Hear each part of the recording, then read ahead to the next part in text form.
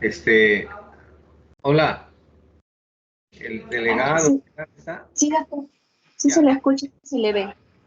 este, ahí se ve así más o menos. ¿Cómo lo agrando? No, no sale el cuadrito, no lo veo. ¿Ven ustedes ahí en mi imagen? Sí se ve completo, doctor. Sí, se ve. Verán. Sí, doctor. Cosa bien completo. ¿Ven completo todo? Y en pantalla grande, sí se ve, doctor. Ah, Sí, Sí se ve, doctor.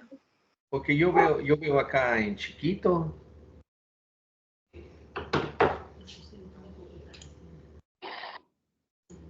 Sí se ve bien, doctor. ¿Se ve todo completo, toda la pantalla? ¿Cierto? sí, doctor. Sí, doctor. Sí, doctor. Se ve Ha cambiado el sistema. entero. Antes no se veía así. Ya, ya, entonces, entonces empiezo a pasar, ¿ya? Ahí ven, ¿no? Sí, doctor. Sí, doctor. Sí, doctor. Ya. Bueno, disculpen la pequeña demora y ¿hasta qué hora tenemos la clase?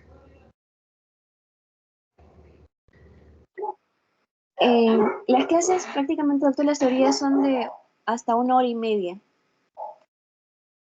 Hora y media. Ya, Sí, la doctor. doctora Huiza me dijo hasta las 4, me dijo. ¿Es cierto? Claro, eso depende. Está dentro de 1 hora y media y después de ello se pasa a las prácticas. Ya, En ese rango, doctor. ya. Entonces, he hecho una especie de resumen, porque realmente he sabido recién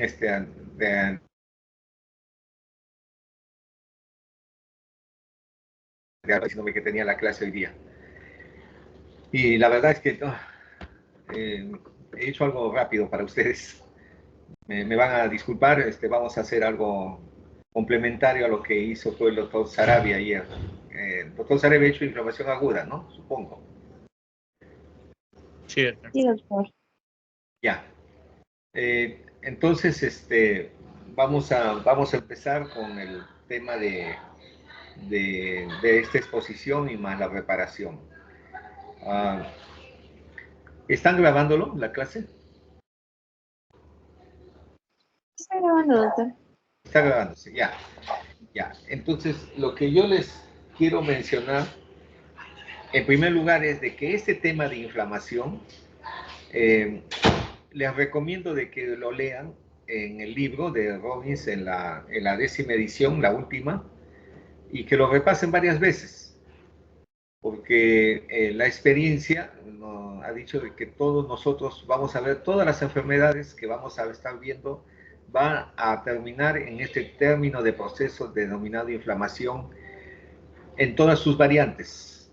La primera que le han dicho es la aguda, la crónica y la crónica granulomatosa.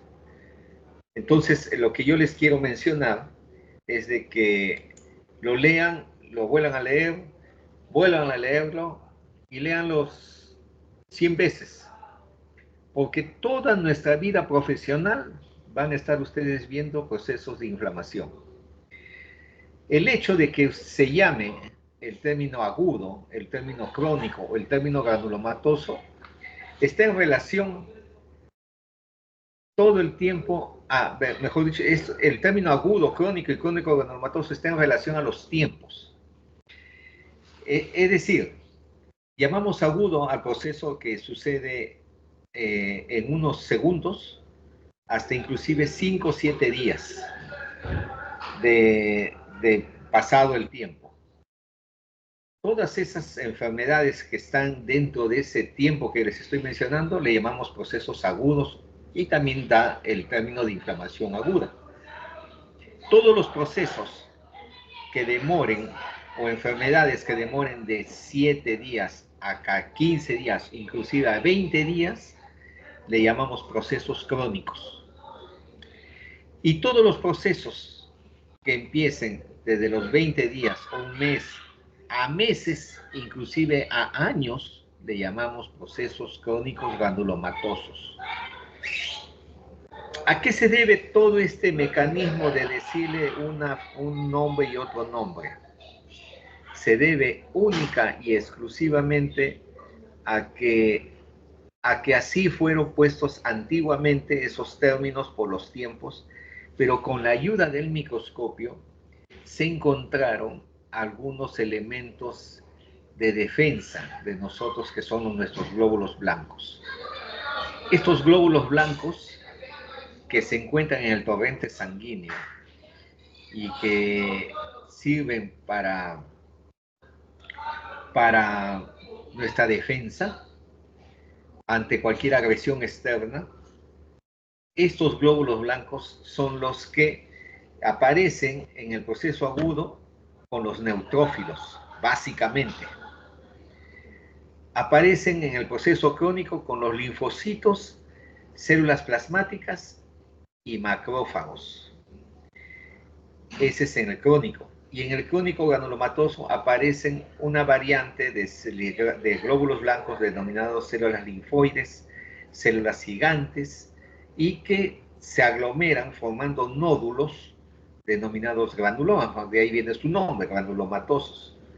Esa forma de reacción que se tiene en nuestro organismo ha determinado que nosotros histológicamente pudiéramos hacer esa diferencia. Al ver un tejido con esas características, automáticamente decimos está en el proceso agudo, está en el proceso crónico o está en el proceso granulomatoso. Eso quiero que se lo graben bien ustedes, porque esas son las células básicas que siempre hay. Por supuesto que a eso se agrega el proceso vascular, dilatación vascular, a eso se agrega la salida de líquido trasudado o la permeabilización que hay, el edema que se va a llegar a formar, a eso se debe la salida del espacio que hay de las células endoteliales que hay a nivel del vaso para que salga el eritrocito también, por eso es que hay a veces salida de eritrocitos y se presenta en procesos inflamatorios, proceso agudo, con áreas hemorrágicas, un poco para la explicación de los signos que están teniendo un poquito a nivel del tejido. Por ponerles un ejemplo, en el proceso agudo, por ejemplo, hay salida de líquido, de neutrófilos, de eritrocitos a nivel, por ejemplo, de la cavidad alveolar en una neumonía aguda, y entonces se llena el alveolo de sangre. Por eso es que el paciente escupe sangre y hasta tiene tipo de vómica de sangre, ¿no? Bota sangre por la nariz, por la boca. En el proceso agudo, aparte de la fiebre altísima que tiene por la infección del neumococo. Un poco para explicarles el por qué está sucediendo ahí, ¿no? Entonces eso se ve tanto en el proceso agudo, se ve en el proceso crónico, se ve en el proceso granulomatoso, el tema de los vasos sanguíneos y del edema. Como ayer les han dicho un poco la etapa aguda, y quisiera yo que después ustedes lo profundicen en su libro, porque hay una serie de detalles y una serie de elementos que se han ido descubriendo que son vasodilatadores y que durante muchos años estuvieron en controversia la teoría humoral de la inflamación y la teoría celular también de la inflamación. Unos abogaban por el tipo de células y otros abogaban porque había un tipo de hormonas, que eran las histaminas, las serotoninas, que son los que intervienen ahí. Al final de cuentas, llegaron a la conclusión que los dos tenían la razón. Entonces, en el proceso agudo, siempre va a haber el término del tiempo, como les decía, la salida mayormente de líquidos, la salida de eritrocitos, la salida de elementos celulares como el neutrófilo. Y todo ello se supone que debería de entrar en un proceso de reparación rápida, pero Hay casos en los cuales no sucede eso. Hay casos en los cuales el proceso inflamatorio persiste. Hay casos en los cuales el neutrófilo tiene un tiempo de vida y se desgasta y no hay. Y después asume las funciones otro tipo de glóbulos blancos. Entonces, en esta forma de persistir de otros tipos de glóbulos blancos, vienen los linfocitos y las células plasmáticas. Entonces, eso es lo que está un poco sucediendo. ¿Y a qué conlleva el proceso mayormente crónico? Cuando hay procesos de infecciones a repetición o infecciones persistentes, un poco acá que estoy acá poniéndoles el cuadro de infecciones persistentes con microorganismos, con tipo de reacciones que pudieran ser granulomatosas o procesos agudos que después se prolongan hasta formar inclusive los abscesos. Y los temas inmunológicos en los cuales también se ve que se activan una serie de sustancias como la histamina, la serotonina, que activan realmente todo el sistema inmunitario y simulan todo un proceso inflamatorio no de noxa externa, sino de una noxa interna. El por qué sucede eso y activa todo el sistema inmunitario siendo algo de adentro de nuestro cuerpo es algo que todavía no lo podemos discernir bien. Estamos tratando de estudiarlo ello, pero se activa todo el sistema de inflamación y ataca determinada área del cuerpo. Eso podría explicarse, por ejemplo, la famosa artritis reumatoide, que ataca en la parte de la parte de lo que son de los cartílagos y produce dolor y no pueden mover los deditos, ¿no? Por ejemplo, de las manos.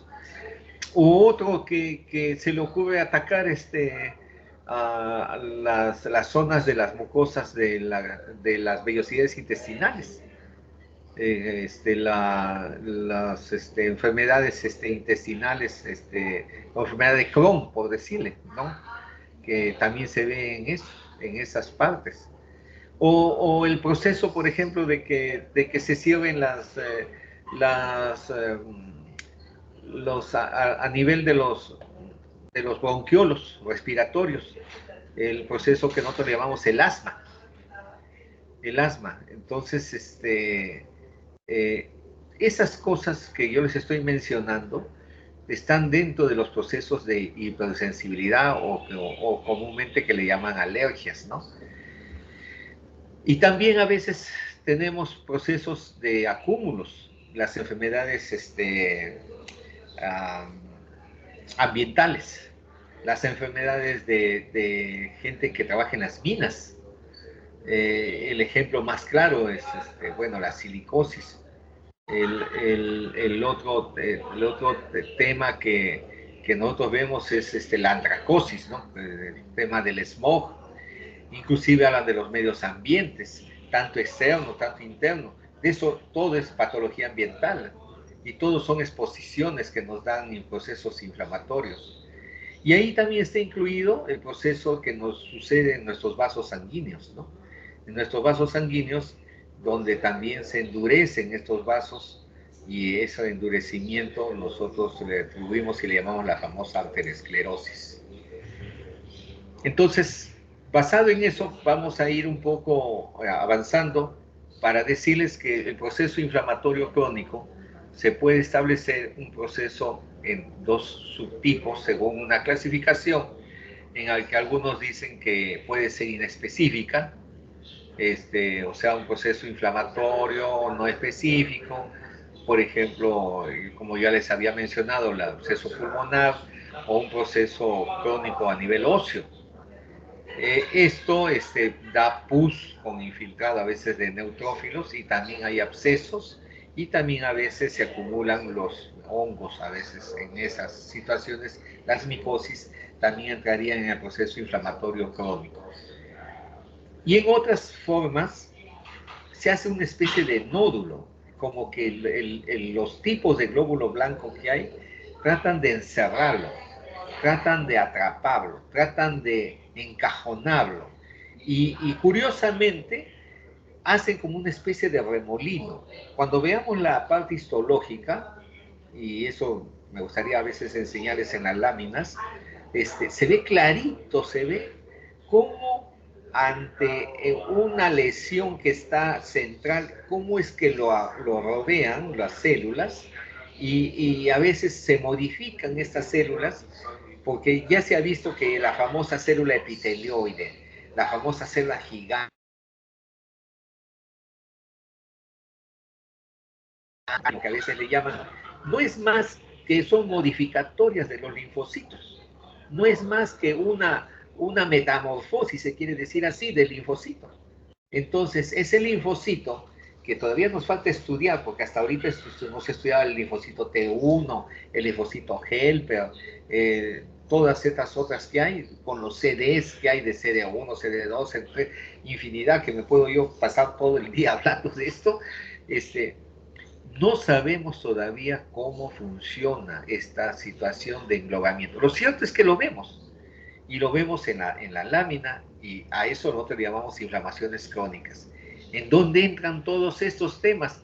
En enfermedades de lo que, como la enfermedad inmunológica de la sarcoidosis, casi todos los procesos micóticos, todos entran en ese campo. La sífilis también ya no vemos mucho, porque bueno, el tema de tratamiento que le damos es no vemos tanta sífilis. Hará pues 50 años atrás, bueno, yo veía un poco. La lepra casi no se ve, eso bueno, solamente recordamos de esto cuando vemos en Semana Santa las enfermedades de la etapa de Jesucristo. Pero yo les puedo decir que cuando era estudiante, hará unos 50 años atrás, he visto todavía algunos casos de lepra todavía. Y la tuberculosis, jóvenes, la tuberculosis, ni qué hablar. La tuberculosis es lo que más vamos a ver, la tuberculosis es lo que más nos está diezmando, la tuberculosis es lo que más nos afecta, y la tuberculosis es lo que ustedes tienen que aprendérmelo hasta el cansancio, esta enfermedad, como enfermedad inflamatoria crónica granulomatosa, y en donde más tenemos los mayores casos nuestro país, lamentablemente, y en donde quizás creo que somos todo el primer país de tener pacientes con tuberculosis resistentes, ¿no? ¿Qué quiere decir los resistentes? Que el tratamiento que le damos no le hace nada, y lamentablemente llegan a morir estos pacientes. Entonces, los procesos de ejemplos los tenemos ahí, y es un tema en el cual ustedes van a a, a tenerlo más presente, ¿no? Acá, bueno, me pasé una. Ya. Entonces, vamos a estar viendo algunos temas que yo ya les dije, el tema del proceso inflamatorio granulomatoso, crónico granulomatoso, donde vemos pues, los macrófagos, que son tipos de linfocitos, acompañados de una necrosis central. El granuloma del tipo tuberculoso es algo típico. En la parte central se ve la necrosis, rodeado de células gigantes, multinucleadas, y rodeado de células epitelioides, y después más una corona de linfocitos, y algunas veces una corona de fibroblastos. La situación es que los fibroblastos van a ser como una especie de coraza o de pared, y adentro se da la famosa batalla en la necrosis entre el macrófago, los glóbulos blancos y los micobacterios. Y a veces gana el micobacterio. Cuando gana el micobacterio lo destruye todo, se vuelve en necrosis, pero no destruye la pared de fibroblastos. Y queda un hueco. Es ese hueco queda, que es lo que siempre vemos nosotros siempre nosotros vemos en las radiografías, las famosas cavernas, ¿no? Eso es lo que queda. Entonces, acá hay, por ejemplo, el ejemplo que más o menos les he estado diciendo, que se digiere y en el cual se activan toda una serie de células para, para llegar a los términos de macrófagos y formar lo que nosotros decimos el famoso granuloma, ¿no? Entonces, eh, intervienen una serie de complementos de células tipo CD4, las interleuquinas, el factor de necrosis tumoral, el factor de necrosis que, que intervienen en la secuencia de la migración de los glóbulos blancos hacia el sector que tienen que digerir. Y lo engloban formando lo que nosotros le llamamos el famoso granuloma. Ahora, ¿de qué está compuesto un granuloma? Células básicas que yo les voy diciendo, las células epitelioides, que son macrófagos o citoplasma pálido, núcleo vesicular claro, forma alargada. Las células gigantes no es más que un acúmulo de células epitelioides un poco más grandes, que tienen 20 o más núcleos, pero que en tamaño más o menos tienen 70, 80 micras. Tengan ustedes en cuenta que un neutrófilo mayormente está en unos 10 a 12 micras, un linfocito está más o menos unas 6 a 9 micras, y una célula epitelioide está alrededor de 20 micras, y una célula gigante está alrededor de 80, a veces 100 micras. O sea, este tamaño, esta es una célula gigante que estamos acá mirando. Todo esto es una célula, esto es su citoplasma, y acá están los núcleos, núcleo alrededor, que se están viendo. Y, y, y por detrás se ven los linfocitos. Acá no se nota mucho los linfocitos, acá hay 1, 2, 3, 4, 5 linfocitos que se encuentran, y la parte de la fibrosis no se nota acá mucho en la parte de la fibrosis, solamente se observan linfocitos en esta imagen, pero lo cierto es que se ven células gigantes, células linfocíticas. La necrosis que se ve por lo general al centro, es una característica que parece que sí, o por eso le han puesto necrosis gaseosa, y después los fibroblastos que están alrededor para formar el granuloma. Esos son los componentes. Si yo les preguntase a ustedes cuál es la composición de un granuloma, todos ustedes me dirían de adentro hacia afuera: necrosis, células epitelioides, células gigantes, linfocitos, fibroblastos alrededor. Eso vendría a ser más o menos la secuencia.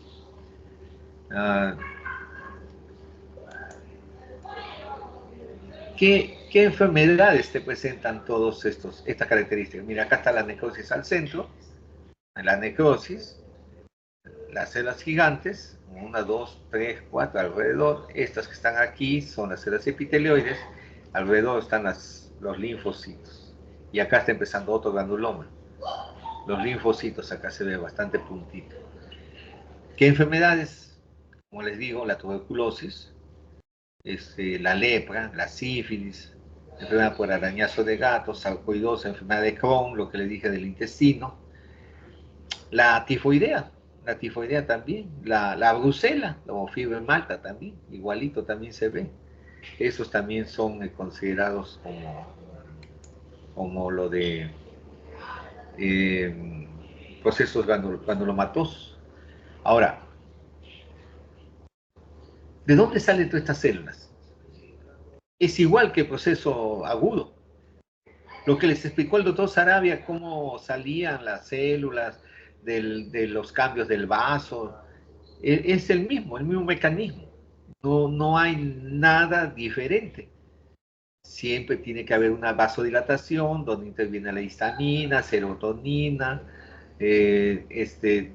Eso lamentablemente aumenta la permeabilidad microvascular.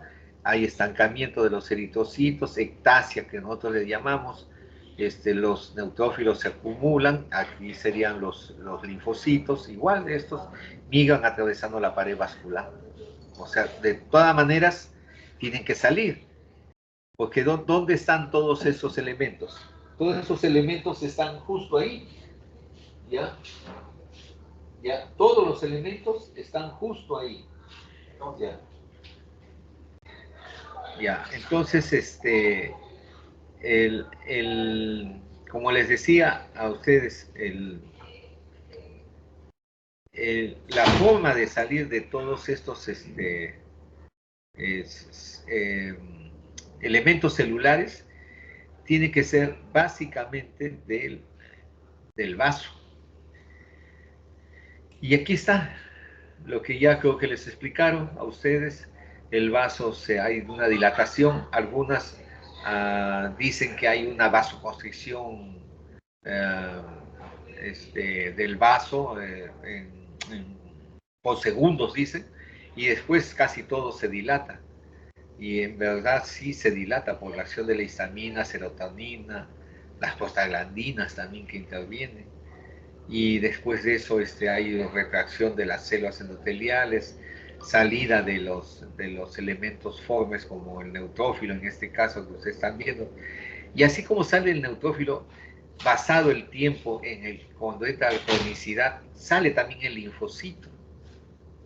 Y al salir el linfocito, sale también la célula plasmática. Y al salir esas dos células, nosotros vemos después las variantes de ellos, ¿no? Que son los histocitos, macrófagos, linfocitos también, las famosas células plasmáticas que después van a conllevar a la salida de elementos de permeabilidad vascular, donde va a generar una angiogenia y va a generar también un proceso de activación de fibroblastos.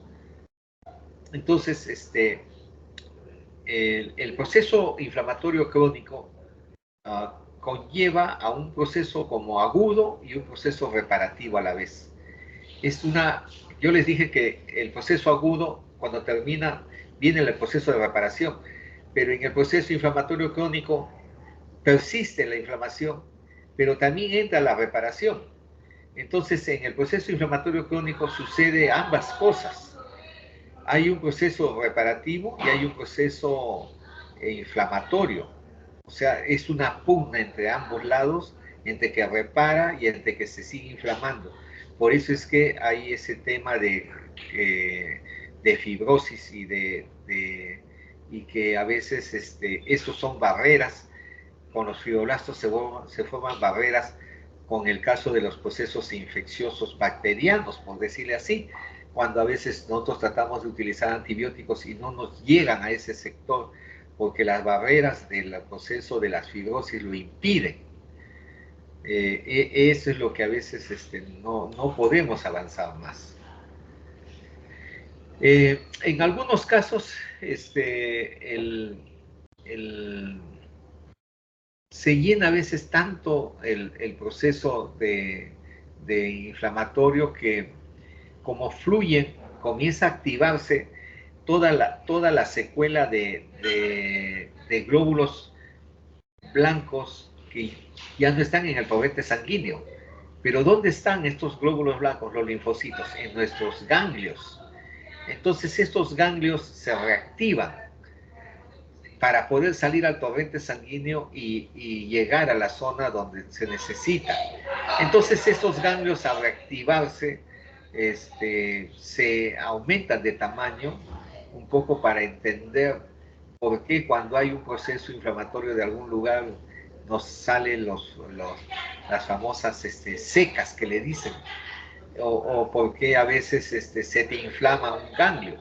Claro, acá en la foto se ve un ganglio muy espectacular a nivel de la región cervical que se ha agrandado, porque la parte inferior ahí se ve una especie de folículos linfoides que se han hiperplasiado. Digo hiperplasiado porque en vez de que estos folículos estén en la periferia, se ve que casi todo está lleno de folículos o nódulos linfoides o nódulos de Malpighi, como se le dice, porque se han hiperplasiado. ¿Y por qué?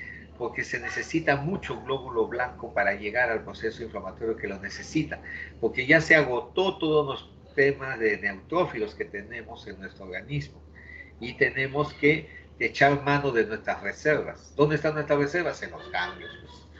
por eso es que estos ganglios se aumentan de tamaño, se inflaman y nos duele.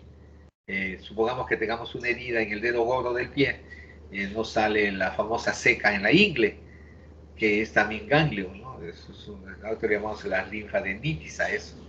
Es que eso tiene concadenación, mejor dicho, tiene esta parte. Y eso quiero que más o menos lo tengan en claro, de lo que está un poco pasando ahí. Ahora, acá siempre se recuerda el proceso agudo, porque el proceso, cuando hablamos del proceso crónico, siempre vamos a estar tomando el proceso agudo, porque es algo que lo vamos a tener siempre en cuenta, porque el mecanismo es el mismo. Pero en los procesos agudos hablan de inflamaciones serosas, cuando, bueno, acá está una imagen donde hay salida de trasudado, entonces es el líquido. El trasudado es con líquido y un exudado es el líquido más células, ¿sí? Aquí en este caso es un exudado un poco leve con unas cuantas células y que a veces puede verse en temas de peritoneo, pleura, pericardio, que se observa y da las famosas pericarditis serosa, por decirles, ¿no? O pleuritis serosa, ¿no? Pero más que nada eso lo vemos en pericardio, ¿no? Para explicar un poco ese tema de lo que se está viendo del término seroso. O también puede ser el término que a veces sale con mucha fibrina o fibrinógeno, porque acuérdense que también, así como salen los glóbulos rojos, así como sale el líquido, también sale las plaquetas. Las plaquetas salen y hacen toda su cascada de coagulación, de factores de coagulación, y su factor de coagulación termina en la famosa proteína de la fibrina. Esta fibrina nos ayuda a hacer los coágulos. Esta fibrina es lo que hace que la sangre se vea como una gelatina. ¿Han visto la gelatina así toda anfófila, toda que es blanda, pero a la vez se puede destruir, pero a la vez tiene consistencia? Algo así sucede ahí. Y vemos en estos casos, por ejemplo, depósitos de fibrina en los casos de una pericarditis. Se supone que el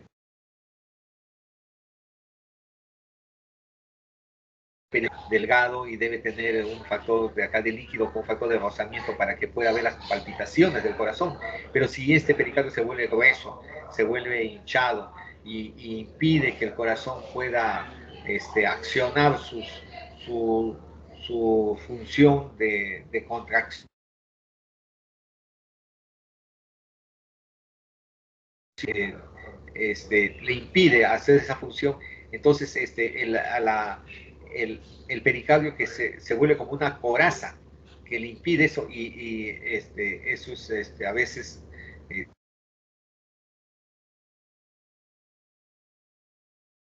cardíaco. Por eso es que a veces nosotros vemos muchos casos a veces de pericarditis fibrinosa en el caso de las tuberculosis. Llega a infectar esta parte y se forma como una complicación y al final los pacientes, bueno, llegan al éxito letalis, ¿no?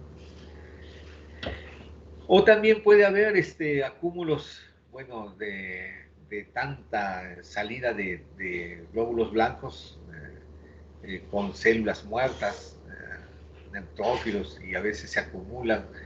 Sé que estamos en el proceso agudo, pero el absceso a veces demora más de una semana, a veces tienen abscesos por 15 días, 20 días, y son acumulaciones como lagos, de donde están las bacterias, donde está el tejido muerto, donde se forman como unos lagos, unos sacos de glóbulos blancos, como lo que se ve aquí, de tejido, ¿no?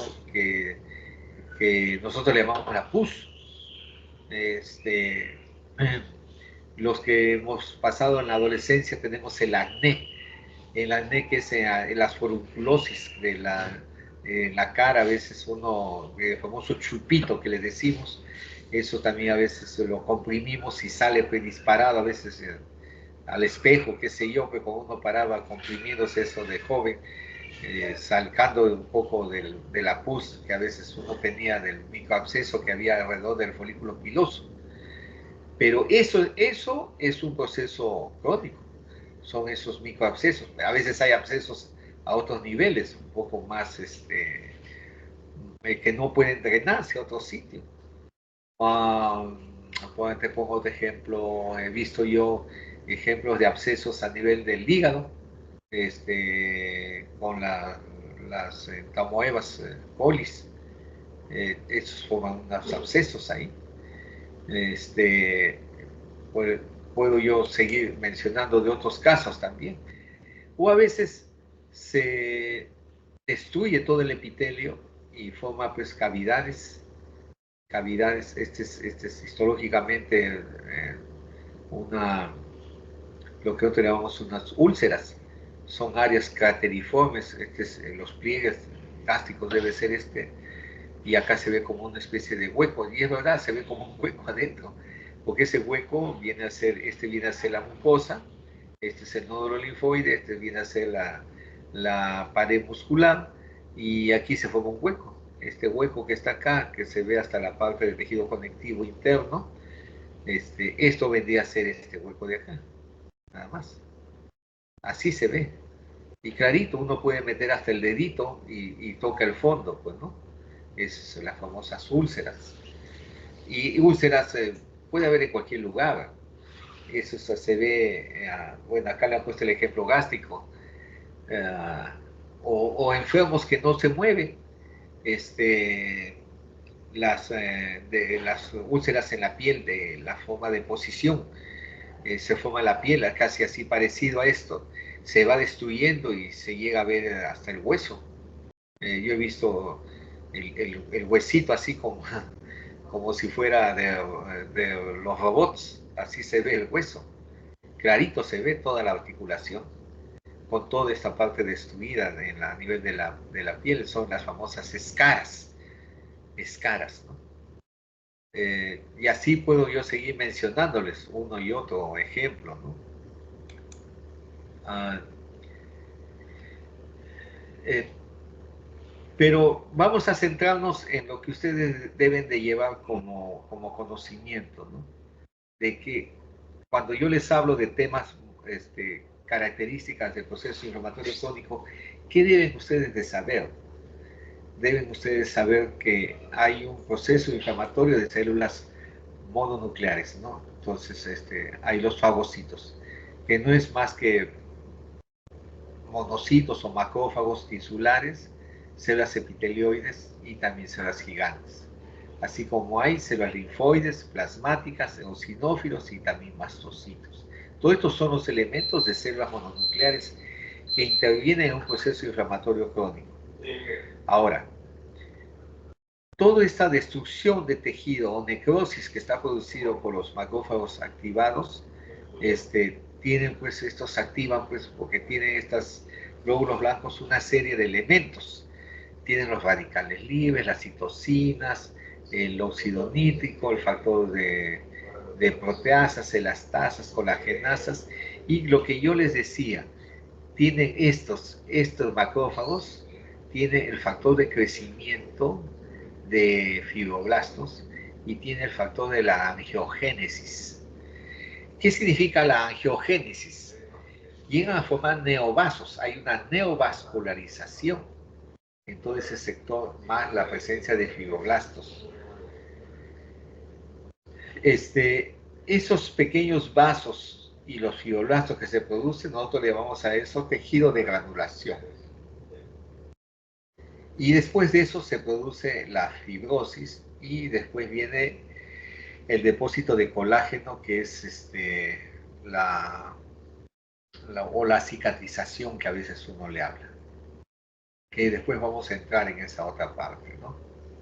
Pero lo que yo les quería decir es que siempre el proceso crónico es, como yo les digo, es un proceso agudo más un proceso reparativo. Que vamos a entrar ahora a hablar de lo reparativo, pero para que me vayan entendiendo, es una pelea entre los dos. Aquí, por ejemplo, aquí hay un proceso de pulmón, este es un pulmón, ya, este es el pulmón donde entre la parte del, del bronquiolo respiratorio terminal, de acá hay dos bronquiolos respiratorios terminales, hay un espacio, acá hay fibrosis, acá hay acúmulo de glóbulos blancos, acá hay acúmulo de linfocitos. Este espacio que hay es imposible para que pueda hacer la respiración. Entonces, los espacios aquí se hacen fibrosis. Toda esta fibrosis impide todo este proceso de intercambio gaseoso. Entonces eso forma las fibrosis pulmonares. Eh, este, no obstante, por ejemplo, en un proceso inflamatorio agudo, por ejemplo, una bronconeumonía aguda, o esta que es un caso de neumonía aguda, este es un alveolo, este es otro alveolo, este es otro alveolo, esto que está cayendo son neutrófilos, acá, bueno, hay el proceso de eritrocitos, pero miren la pared está ahí delgadita, ¿no? Delgadita como una net. En cambio acá está gruesa, es imposible, esto, acá no puede pasar el intercambio gaseoso. Por eso es que los que tienen fibrosis pulmonar o los famosos enfermedades pulmonares obstructivas crónicas, la imagen es esta. Cuando nosotros hacemos la necropsia, lamentablemente cuando fallecen, hacemos la necropsia y vemos el pulmón, lo encontramos así. No pueden respirar, mueren por falta de aire, mueren ahogados. No pueden eso, porque la fibrosis es tremenda, tremenda es la fibrosis.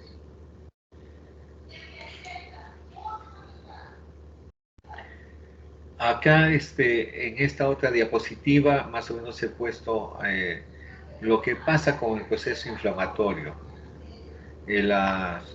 por intermedio de todas las fases agudas o crónicas, qué está sucediendo. El paciente tiene fiebre, que es lo que están teniendo, que es causada, bueno, por las prostaglandinas. Hay aumento de los leucocitos en el hemograma. Hay que acordarse siempre que tenemos entre 6.000 a 9.000 glóbulos blancos. Acá aumenta, ¿no? Aumenta a veces a 15.000, puede llegar a veces a 20.000 células por mililitro, pero eso de 20.000, llamamos eso reacción leucemioide, ¿no? La mayoría está en 12.000, 15.000 las leucocitosis. Y también aumentan, bueno, todas las proteínas, ¿no? La proteína C reactiva, proteínas amiloides A sérica, las citocinas, pueden encontrarse todos, las que más intervienen son las interleuquinas y el factor de necrosis tumoral. Esto puede estar conllevando aumento de presión arterial, aumento del pulso, puede haber escalofríos, temblores, sensación de frío, no te da ganas de comer, tendencia al sueño y tendencia a irte a la cama, ¿no? Uno está con proceso inflamatorio. ¿Quién diablos quiere quedarse así en algo? Nada, tú te mandas a la cama, no hay nada que hacer. De tumba, como se dice, ¿no? Hasta ahí es un poquito para que ustedes expliquen lo que se está viendo en el paciente, pero esos son las manifestaciones de signos clínicos y síntomas clínicos que van a ustedes viendo. Y aquí un repaso, vamos a ver si lo hago más rápido, del proceso reparativo. Y les dije yo que el proceso crónico es casi una combinación entre el proceso agudo y el proceso reparativo que vamos a ver aquí.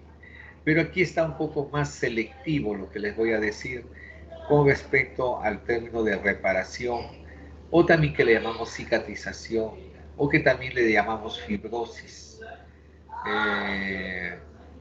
Pero el término de reparación no se confundan con la regeneración.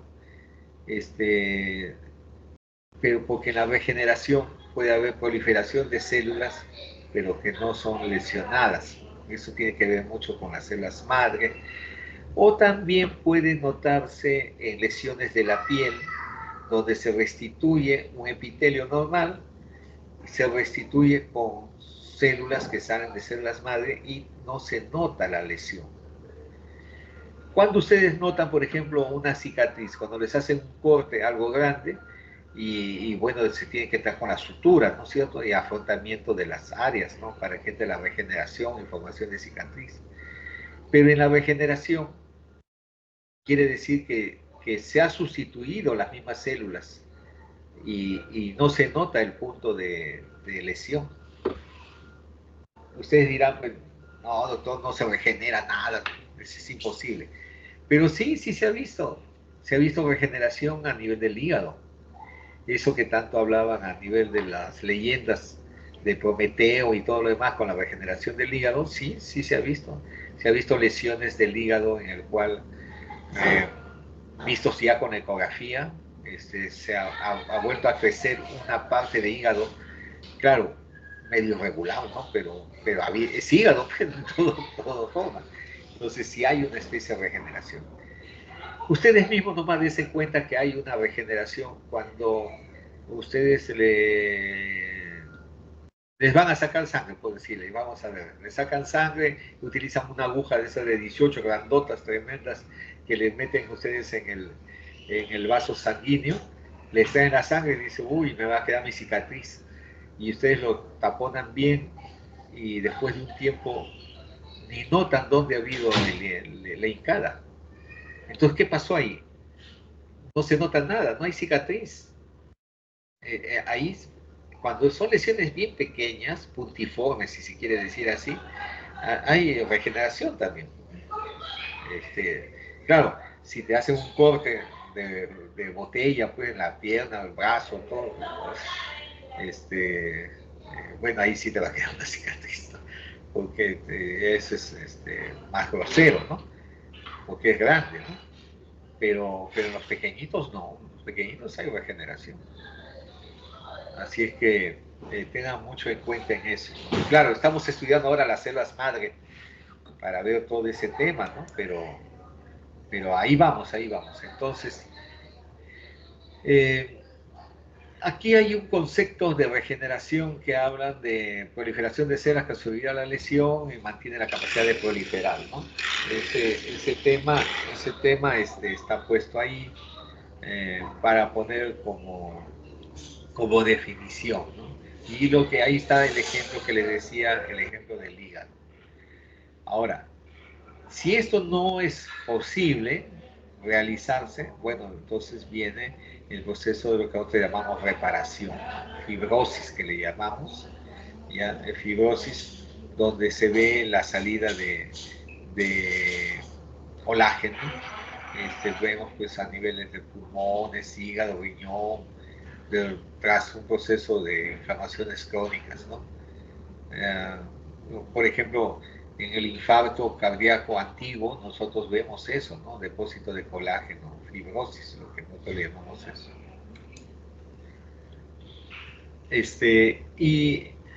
Y aquí tenemos mucho que ver con los temas de tipos de células, ¿no? Donde hablamos de tipos de tejidos lábiles, tejidos estables y tejidos permanentes, ¿no? Entonces, las regeneraciones de todos esos tipos de tejidos, por ejemplo, en los lábiles están en relación a las células madre, por ejemplo, todas las células de la médula ósea, todos los epitelios superficiales, la piel, cavidad, vagina, cervix, epitelio gastrointestinal, útero, trompa de falopio, urotelio. Y todas las que son tejidos estables presentan una mínima actividad proliferativa, están el hígado, riñón, páncreas, células endoteliales, algunos fibroblastos, células del músculo liso. Y los tejidos permanentes, donde dice que son de una sola vida, bueno, se habla mucho del músculo cardíaco y las células nerviosas, ¿no? Todo este tema está después en discusión porque se está hablando de las células madre. Así que yo no sé si en el futuro me hablen de las células madre y todo esto, las famosas neuronas se repongan, o las famosas células del músculo cardíaco también se repongan, ¿no? Así es que, pero lo que más se repone son estas células lábiles o tejidos lábiles. Y lamentablemente en estos tejidos lábiles es donde actúa la quimioterapia y donde lo diezma, pues, ¿no? Cuando esas pacientes que entran a la quimioterapia les destruye toda esta parte de los epitelios de estas zonas.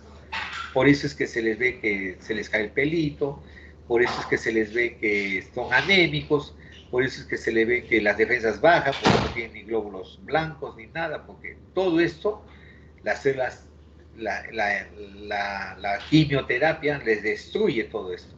En el afán de destruir la célula maligna, que también está considerada como una célula lábil, ¿no?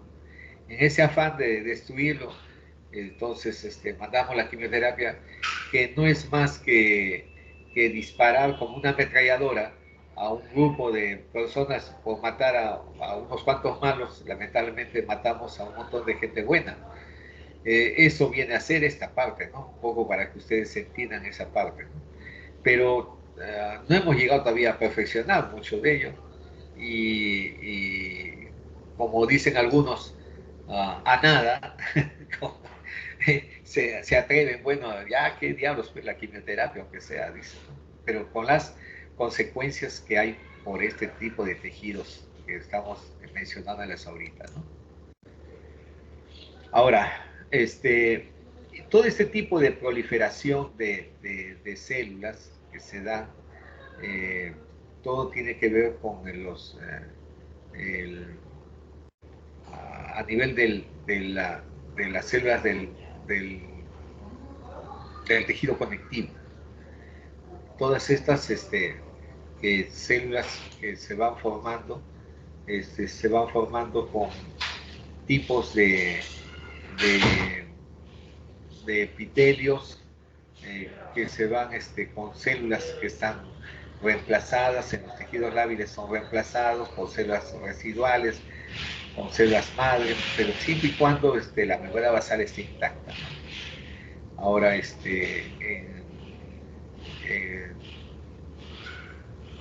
lo que son a nivel de otras áreas, como el páncreas, pulmones, dice que pueden tener cierta capacidad regenerativa.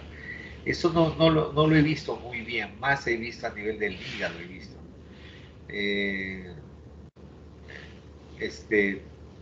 Y cuando a veces se extirpa un riñón, a veces hay una especie de hiperplasia en el otro riñón para soportar la sobrecarga que hay de trabajo, ¿no?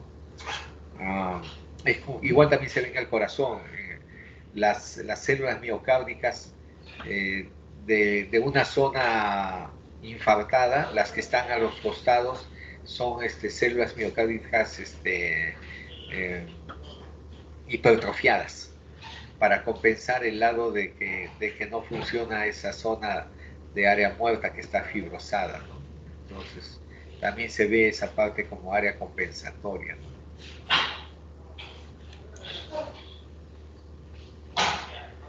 Cuando nosotros hablamos de tejido conectivo, eh, que ahí es donde se da pues el proceso inflamatorio, tenemos que tener en cuenta que deben estar muy bien los factores de colágeno, las glucoproteínas adhesivas, la membrana basal es importante, las fibras elásticas y los proteoglucanos.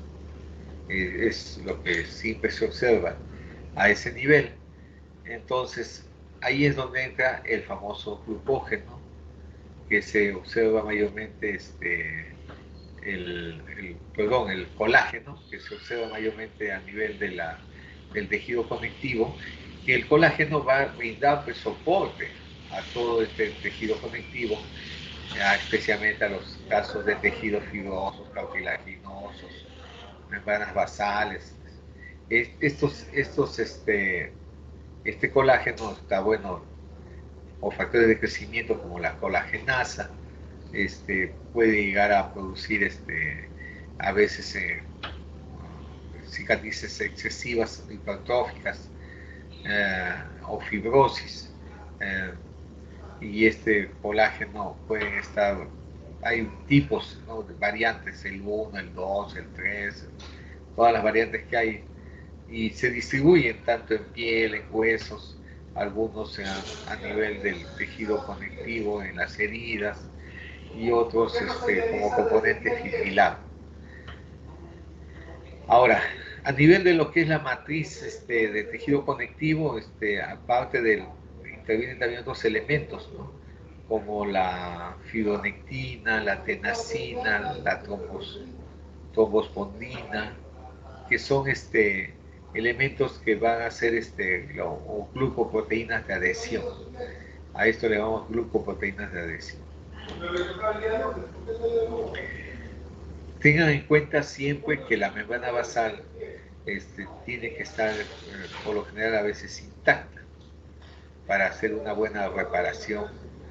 Y cuando no lo es, a veces entramos en procesos de úlcera. Las fibras elásticas intervienen también como elemento de colágeno. Están formadas por glucoproteína elastina y las microfibrillas elásticas, ¿no?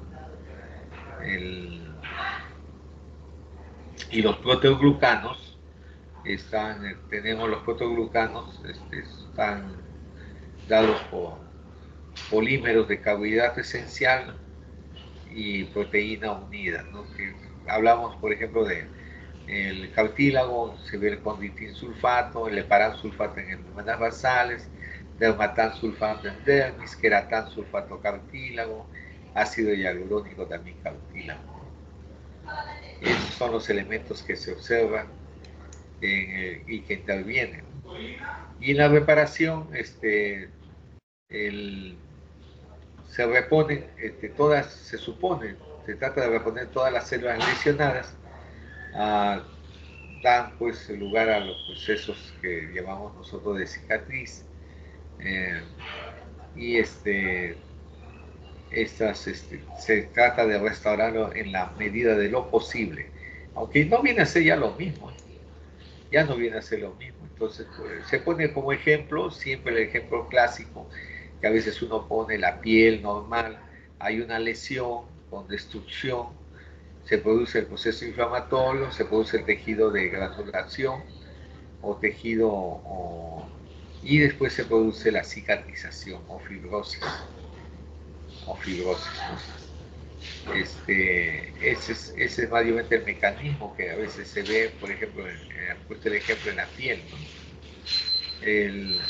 ¿Y qué viene a ser la angiogenia? La angiogenia, como ya les dije, es la formación de nuevos vasos.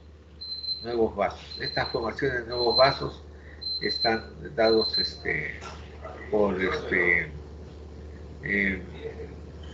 los macrófagos, llegan a hacer esta parte de la angiogenia para formar el famoso tejido de granulación.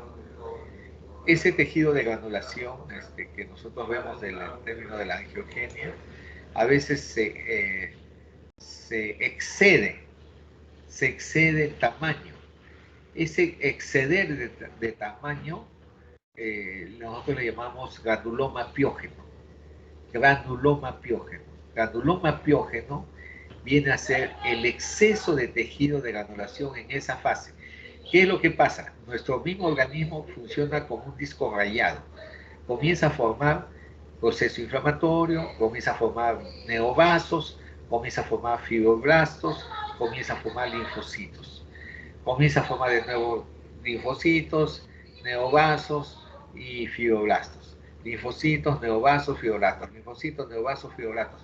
Así, y hace una especie de tumor. Tan es así que nosotros lo vemos. Por ejemplo, en la piel, cuando eso sale, nosotros vemos eso, granuloma piógeno, y se ve como si fuese un tumor. Nos confunde a veces y decimos, ese es un angioma, un tumor de vasos sanguíneos. Y de verdad a veces parece eso, porque macroscópicamente se ve así. Histológicamente, claro, vemos los vasos, pero también vemos inflamación. Y le preguntamos al paciente, ¿usted tuvo una herida antes ahí en ese lugar? Sí, nos dice. Ah, ya, ya, entonces es una mala cicatrización. A eso no tenemos granuloma piógeno. Cuando el tejido de granulación está excesivamente aumentado y sigue así y no hay cuándo se lo corte. Ah, ¿Qué puede estar haciendo que haya que influya mayormente en que haya una mala reparación tisular? Eh, Cuando se alargan estos procesos reparativos es porque hay una infección persistente o enfermedades metabólicas, la diabetes. Los desnutridos, el estado nutricional influye mucho. O está en tratamiento con corticoides o de repente tiene por ahí un elemento mecánico que impide que se cicatrice. A veces se cortan con vidrio y quedan astillas de vidrio por dentro. O a veces hay una mala perfusión sanguínea, elementos de cuerpos extraños, que conlleva a que no se produzca una buena reparación. Pero siempre ustedes tienen que ver procesos infecciosos o procesos de la diabetes. Pacientes que tienen diabetes, es bien difícil que una herida cicatrice. Pues eso hay que tenerles cuidado. Pues. Ah, pudiese pasar algunos tipos de anomalías, ¿no? Como el proceso de la cicatrización, puede haber dehiscencia de suturas, las heridas se vuelven a reabrir, a veces las cicatrices o fibrosis se vuelven muy exageradas y se ve zonas áreas duras, feas, que se llaman los queloides, ¿no? Esas áreas duras que a veces quedan, eso se ve mucho en los procesos de vacunas. A veces uno se vacunaba antes y algunos hacían reacción queloide. Y el granuloma exagerado, que ya les dije, granuloma piógeno, que nosotros llamamos así. Este es un ejemplo de cómo se ve un queloide, ¿no? Y acá hay piel, pero la piel es delgadita, ¿no? Y acá debajo hay fibrosis. Entonces, cuando uno lo mira al microscopio, mira así la piel, toda casi aplanada, y todo eso fibras de colágeno. Todo esto son fibras de colágeno. Casi no se ve folículos pilosos ni anexos de la piel, pero ha sido desplazado por el tejido de colágeno, porque hay por todo lado. Ajá. Y aquí creo que acaba, ¿no? Sí, esta parte creo que acaba. Bueno, la bibliografía no se olviden de leer. Acá dice novena edición, es antiguo. Cámbialo a la 10ª edición, ¿ya? Ya está la 10ª edición. Vayan leyendo la 10ª edición. 10ª edición, jóvenes, ¿ah? A leer la última. Yo empecé a leer, cuando empecé medicina, leí este libro en la primera edición. De ahí miren cuánto ha pasado. Pero bueno, ya estamos en la 10ª. ¿Alguna pregunta, jóvenes?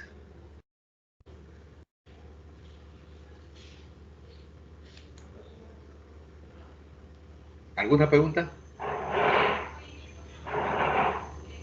Si han escuchado ustedes bulla, estoy en el hospital, ¿eh? Así que a veces los ruidos del hospital es así. ¿Ninguna pregunta, jóvenes?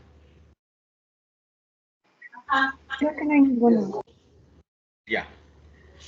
Bueno, entonces, damos pase pues, entonces para que pasen a su práctica, ¿ya? Bueno, me despido hasta la próxima.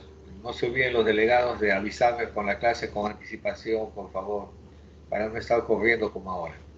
¿Ya? Muchas gracias. Gracias por todo. Muchas gracias, doctor. Ya. Gracias, hasta luego.